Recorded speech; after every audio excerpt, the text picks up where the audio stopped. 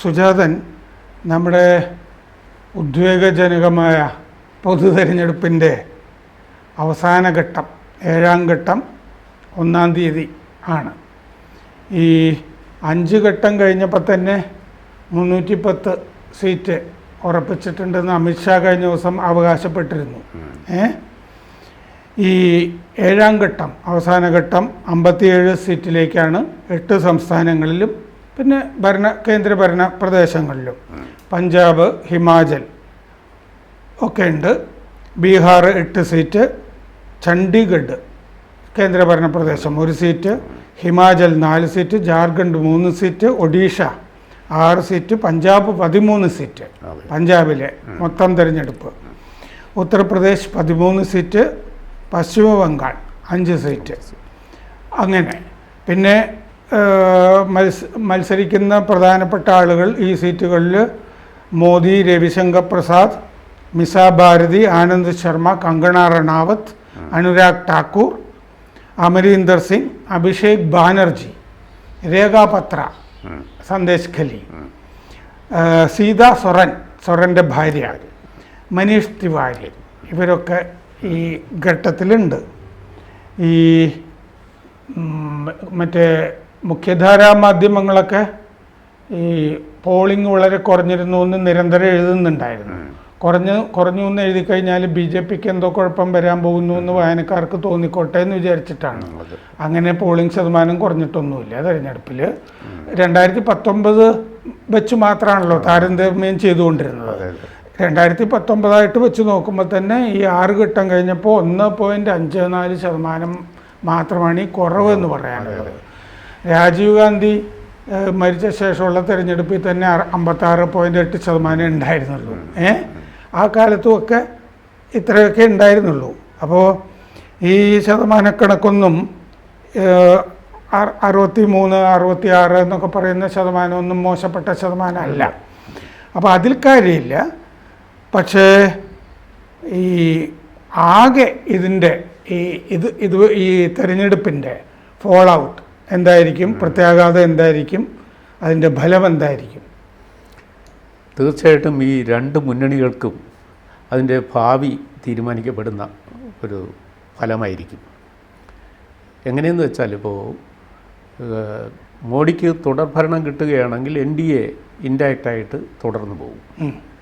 അതേസമയം മോഡി അധികാരത്തിൽ വരികയും ഇന്ത്യ മുന്നണി പ്രതിപക്ഷത്തിരിക്കാൻ നിർബന്ധിതമാവുകയും ചെയ്യുന്ന ഒരു ഘട്ടത്തിൽ ആ മുന്നണിയുടെ ഭാവി വലിയ ഒരു പ്രതിസന്ധിയിലാവും.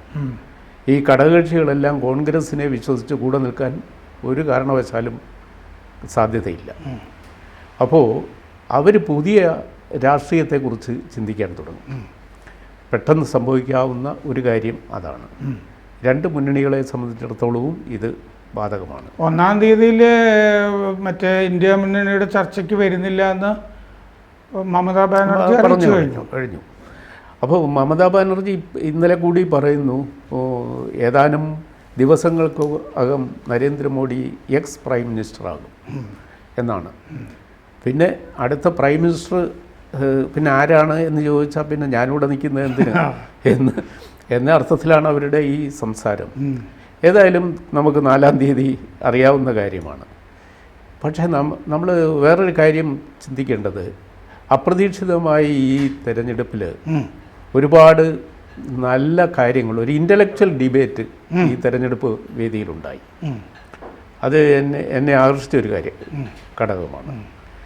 നമ്മൾ സാധാരണഗതിയിൽ അങ്ങോട്ടും ഇങ്ങോട്ടും നേതാക്കൾ വ്യക്തിപരമായി നിന്ദിക്കുകയും ആക്രമിക്കുകയും ചെയ്യുന്ന ഒരു കീഴ്വഴക്കം പണ്ട് ഒക്കെ ഉണ്ടായിരുന്നു.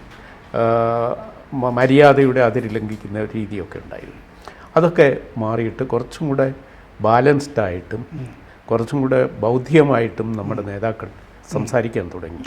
1-2 സംഭവങ്ങൾ ഉണ്ടാവുകയും അത് ഇലക്ഷൻ കമ്മീഷൻ അപ്പം തന്നെ ചുവപ്പ് കാർഡ് കാണിക്കുകയും ചെയ്തു. കങ്കണ റണാവത്തിനെ ചീത്ത പറയാതെ ആദ്യഘട്ടത്തിൽ അങ്ങനെ ചില സൂചനകൾ വരികയും പിന്നീട് 2-ാം ഘട്ടം പോളിംഗ് കഴിഞ്ഞപ്പോൾ തെരഞ്ഞെടുപ്പ് രംഗം പ്രചരണം പ്രധാനമായും പ്രധാനമന്ത്രിയുടെയും ആഭ്യന്തരമന്ത്രിയുടെയും നേതൃത്വത്തിലായി. NDAയുടെ അജണ്ട അവർ നിശ്ചയിച്ചു, അവർ തീരുമാനിച്ചു, അവർ പറഞ്ഞു. അത് പ്രചരിച്ചു, മറ്റുള്ളവർ അത് ആവർത്തിച്ചു. അപ്പുറത്ത് അതിന് മറുപടി പറയുന്ന തരത്തിലായി. രണ്ടാം ഘട്ടം കഴിഞ്ഞതിന് ശേഷം കോൺഗ്രസും പ്രതിപക്ഷ മുന്നണിയും ഡിഫെൻസീവിലായി. ഈ പ്രധാനമന്ത്രിക്കും ആഭ്യന്തരമന്ത്രിക്കും മറുപടി പറയേണ്ട ബാധ്യതയായി അവർക്ക് മാറി. അത് ഒരു പ്രത്യേക സന്ദർഭത്തിലാണ്. അതിനുള്ള തുടക്കം കുറിച്ചു വെച്ചത് കോൺഗ്രസിൻ്റെ മാനിഫെസ്റ്റോ ആണ്.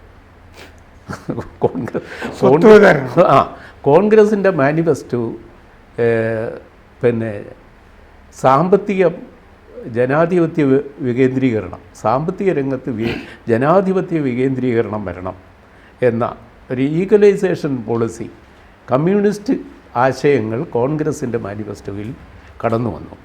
അത് കോൺഗ്രസ് നേതാക്കൾ പോലും അറിയാതെ അത് പിത്രോദ അമേരിക്കനിസം കടത്തിവിടാനും ശ്രമിച്ചു. ഇതോടെ പിന്നെ വേറൊരു വലിയ വർത്തമാനവും അവർ നടത്തി. ജാതി സെൻസസ് നടത്തും ഇന്ത്യയിൽ. ഇത് രണ്ടും കൂടെ വന്നപ്പോൾ പ്രധാനമന്ത്രി രാജസ്ഥാനിലെ ബൻസ്വാരയിൽ നിന്ന് പ്രസംഗം ആരംഭിച്ചു. അവിടെ നിന്ന് തുടങ്ങിയതാണ്. അത് ഇന്നലെയാണ് അവസാനിച്ചത് പ്രധാനമന്ത്രിയുടെ. അതിലെ എല്ലാ കാര്യങ്ങളും ഡിബേറ്റ് ചെയ്യപ്പെട്ടു, സകല പ്രശ്നങ്ങളും.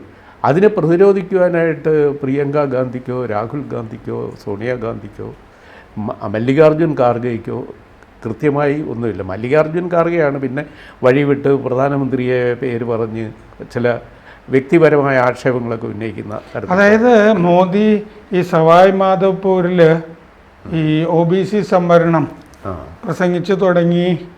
അങ്ങനെ വന്ന് ഇവർ മുസ്ലിം പ്രീണനത്തിന് വേണ്ടി എന്നുള്ളത് ഈ പ്രധാനമായിട്ടും മോദി പറഞ്ഞു തുടങ്ങിയത് ഈ OBC സംവരണത്തിൽ നിന്ന് അത് കുറച്ചിട്ട് മുസ്ലിങ്ങൾ വെട്ടി എടുത്തിട്ട് മുസ്ലിങ്ങൾക്ക് കൊടുക്കുന്നു എന്നൊരു സംഗതി കൊണ്ടുവന്നത് ഈ കോൺഗ്രസ് ഇതപര്യന്തം കാട്ടിപ്പോന്നിട്ടുള്ള മതപ്രീണന രാഷ്ട്രീയ അതായിരുന്നു പൊളിച്ചെടുക്കാൻ വേണ്ടിയിട്ടാണ്. അത് വിജയിച്ചു എന്ന് തോന്നുന്നുണ്ടോ? അത് വിജയിച്ചു എന്ന് മാത്രമല്ല, നമ്മൾ പുറത്ത് നിൽക്കുന്നവർക്ക് കൗതുകം ഉണ്ടാക്കിയ ഒരു കാര്യം, ഒരു തെരഞ്ഞെടുപ്പ് 17 ലോക്സഭാ തെരഞ്ഞെടുപ്പിലും ഇല്ലാത്ത വിധം കോൺസ്റ്റിറ്റ്യൂഷൻ ഈ തെരഞ്ഞെടുപ്പിൽ ഒരു കഥാപാത്രമായി ആയിരുന്നു. അത് ശരിയാണ്. ഇന്ത്യൻ കോൺസ്റ്റിറ്റ്യൂഷനെ കുറിച്ച് ഈ സ്വതന്ത്ര ഇന്ത്യയിൽ ഏറ്റവും കൂടുതൽ തിരഞ്ഞെടുപ്പ് വേദികളിൽ ചർച്ച ചെയ്യപ്പെട്ട ഒരു കാലം ഇതാണ്. കോൺസ്റ്റിറ്റ്യൂഷനിലെ പല വകുപ്പുകളും ഇപ്പോൾ ആദിവാസികൾക്ക് വരെ അറിയാം.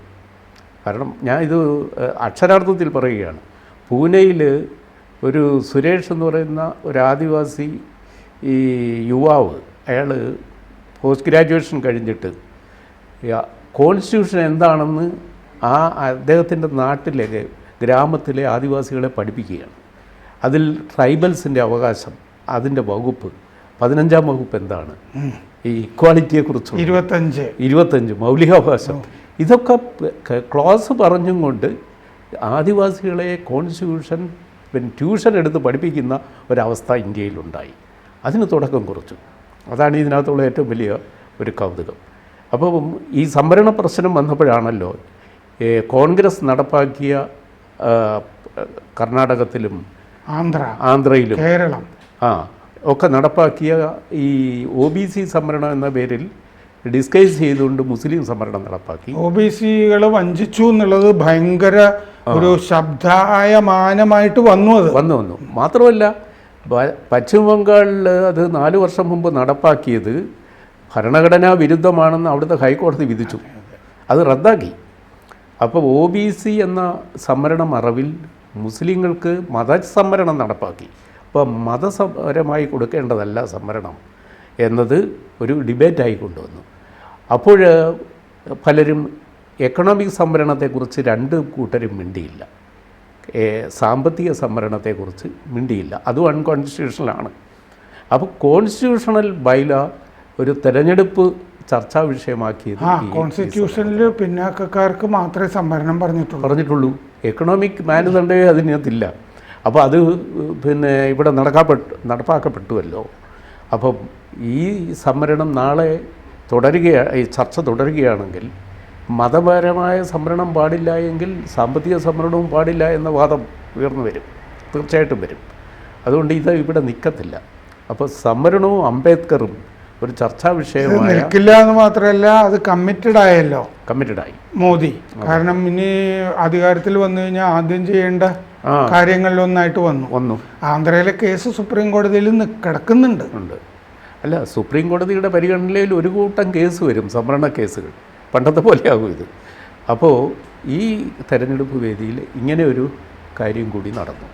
പിന്നെ 2 ഘട്ടം കഴിഞ്ഞാണ് ഈ ഡിബേറ്റ് ഈ തരത്തിലേക്ക് വഴിതിരിഞ്ഞു പോയത്. അപ്പോഴേക്കും കേരളവും തമിഴ്നാടും തെരഞ്ഞെടുപ്പ് കഴിഞ്ഞു. ഈ പ്രീണന രാഷ്ട്രീയം ഏറ്റവും കൂടുതൽ ഉണ്ടായിരുന്ന 2 പ്രദേശമാണ് ഇവിടെ. ഇവിടുത്തെ ഫലത്തെ ഈ ചർച്ച ഒരുപക്ഷെ സ്വാധീനിക്കില്ലായിരിക്കും. പക്ഷെ പൊതുവിൽ ഇന്ത്യയിൽ നമ്മുടെ ഭരണഘടന എന്ന പുസ്തകം ജനശ്രദ്ധയിൽ അത് വായിക്കപ്പെടുകയും പരിശോധിക്കപ്പെടുകയും ഇതാണ് നമ്മുടെ ഭാഗതയെ നിർണ്ണയിക്കുന്നതിലെ ആധികാരിക രേഖ എന്നൊരു ചിന്ത വരുത്തുകയും ചെയ്തു. കേരളത്തിലെ തെരഞ്ഞെടുപ്പ് നമ്മൾ നോക്കുകയാണെങ്കിൽ ഈ കരുവന്നൂർ ബാങ്ക് അത്തരം കാര്യങ്ങളിലൊക്കെ നന്നായിട്ട് കത്തിച്ചിരുന്നു ഇവിടെ, മോദിയും ഒക്കെ കൂടിയിട്ട്.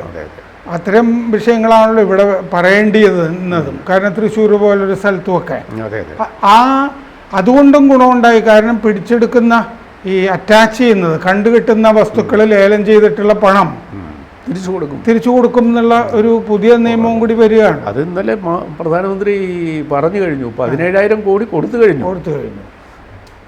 അവിഹിത സമ്പാദ്യത്തിൻ്റെ ഒരു വിഹിതം കൊടുത്തു കഴിഞ്ഞു. ഇനിയും ചെയ്യും.